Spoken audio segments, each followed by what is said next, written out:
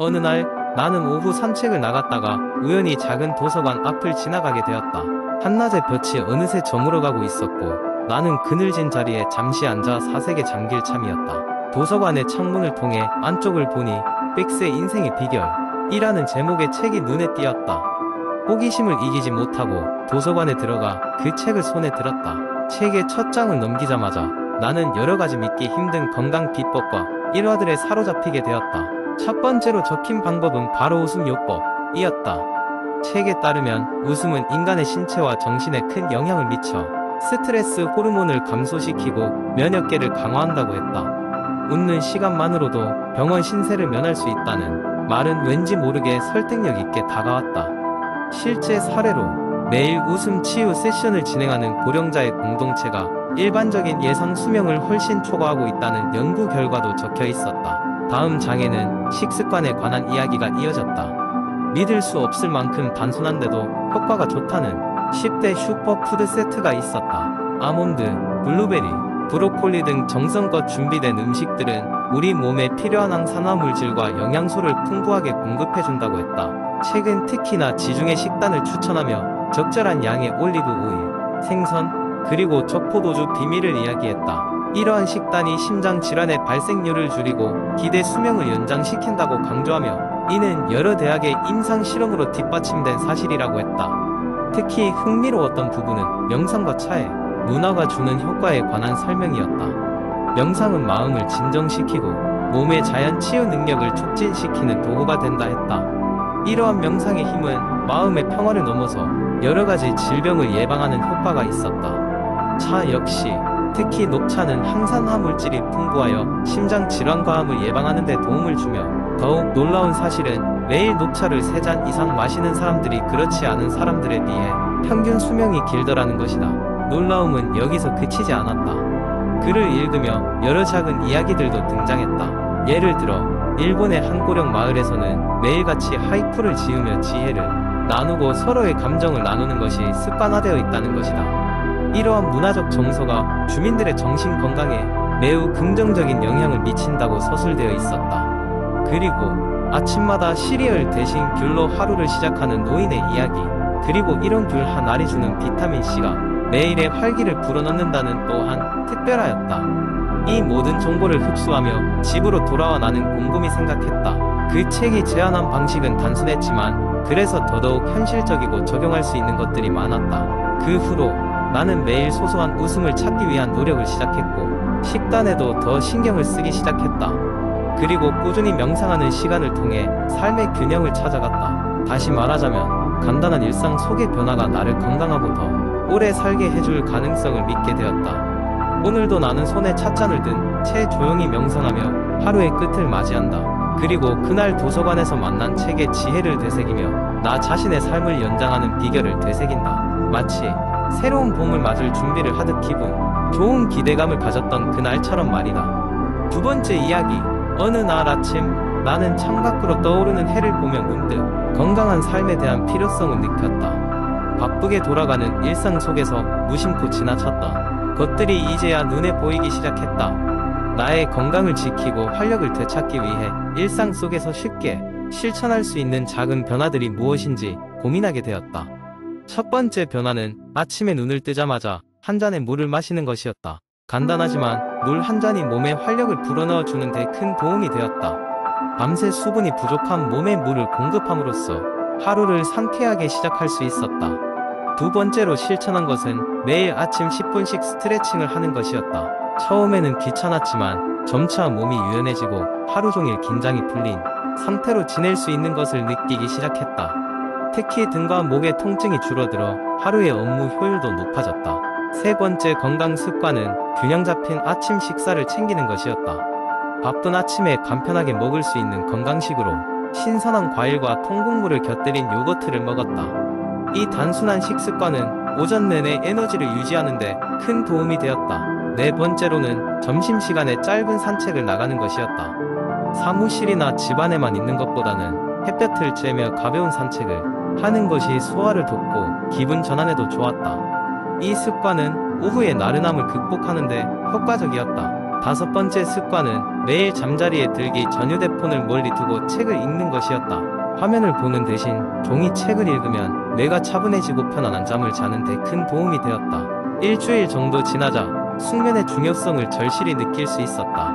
여섯 번째 변화는 일주일에 한 번은 새로운 운동을 체험해 보는 것이었다.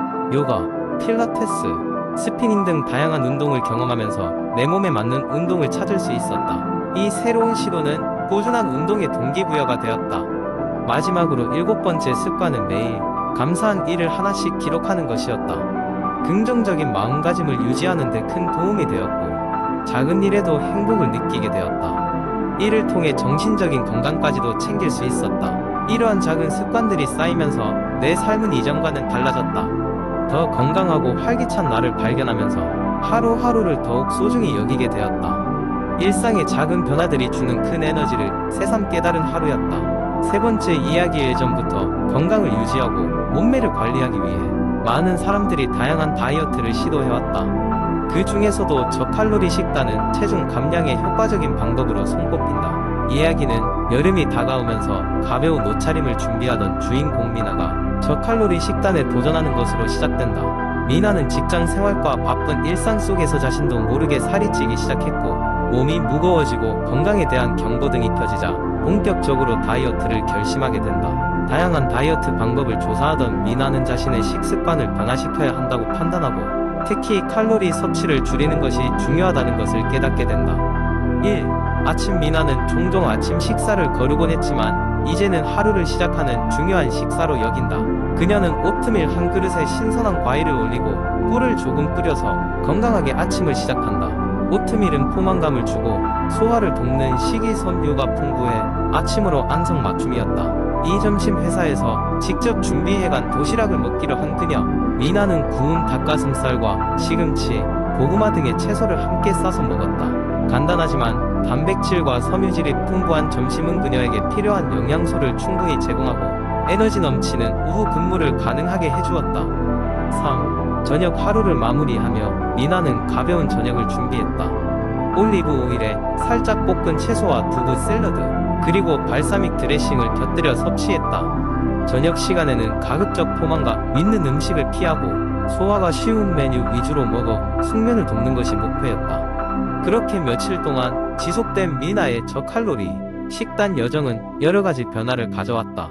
처음에는 칼로리를 줄이는 것이 어렵게 느껴졌지만 점점 규칙적인 식단이 체계화되었고, 잘 맞는 식재료를 발견하면서 요리하는 재미를 찾게 되었다. 그녀는 매주 자신이 시도하고 경험한 것을 블로그에 기록했고, 많은 사람들이 그녀의 이야기에 공감하며 긍정적인 반응을 보였다. 결국 몇 달에 걸쳐 미나는 몸무게를 목표치까지 감량했고, 무엇보다 건강한 식습관을 획득하였다.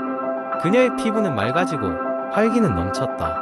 미나는 이제 저칼로리 식단이 단순한 다이어트가 아닌 삶의 새로운 방식임을 깨달았고, 이를 통해 얻은 건강과 행복을 다른 사람들과 나누고자 결심했다. 미나의 이야기는 저칼로리 식단이 단순한 체중 감량 이상의 가치를 지닌다는 것을 많은 사람들에게 일깨워 주었다. 그리고 그녀 자신도 변화를 통해 스스로에 대한 자신감을 얻었다는 점에서 그 여정은 성공적이었다. 네 번째 이야기한테 면역력이 급격히 떨어져 병원을 자주 드나들게 된 민수는 의사로부터 영양균형이 잡힌 식습관이 필요하다는 조언을 들었다. 처음에는 그저 채소 몇 가지 늘리고 밥상에 자주 올리던 패스트푸드를 줄이는 것으로 해결하려 했는데, 이런 방식은 실질적으로 민수의 몸에 별다른 변화를 주지 않았다. 민수는 영양균형을 맞추는 습관화를 연구하기 시작했다. 그는 건강식 블로그와 유튜브 채널들을 탐색하며 다양한 정보를 접하던 중 작은 변화부터 시작하라는 조언에 주목했다.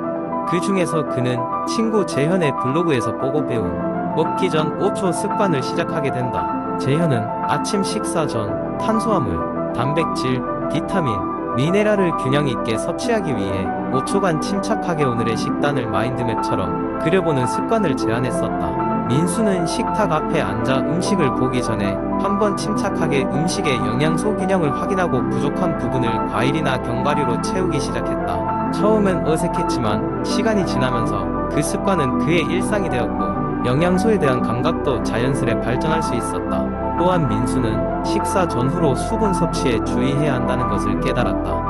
하루에 필요한 물의 양을 3칸으로 나누어 아침, 점심, 저녁마다 다 마시고 나면 특별한 보상을 주기로 마음먹었다. 점심 후에는 늘 수박이나 무첨가의 유산균 음료를 마시면서 신선한 공기를 마시며 자연 속에서 산책을 즐기는 것도 그의 습관 중 하나로 자리 잡았다. 시간이 지나면서 민수의 변화를 본 친구들과 가족들은 대단하다는 칭찬을 아끼지 않았고, 민수 또한 자신의 삶에서 작은 것들이 얼마나 큰 변화를 가져올 수 있는지를 몸소 체험할 수 있었다. 그의 이러한 관리들 덕분에 민수는 다시 병원을 찾는 일이 드물어졌고 평소보다 더 높은 에너지를 유지할 수 있게 되었다. 그는 발견했다. 손쉬운 방법들은 일단 시작하고 꾸준히 한다는 습관으로 가능하다는 것을. 그리고 그의 이야기는 아직도 계속되고 있으며 사람들에게 긍정적인 변화를 전파하고 있다. 민수는 오늘도 그 변화의 씨앗을 심고 있는 중이다.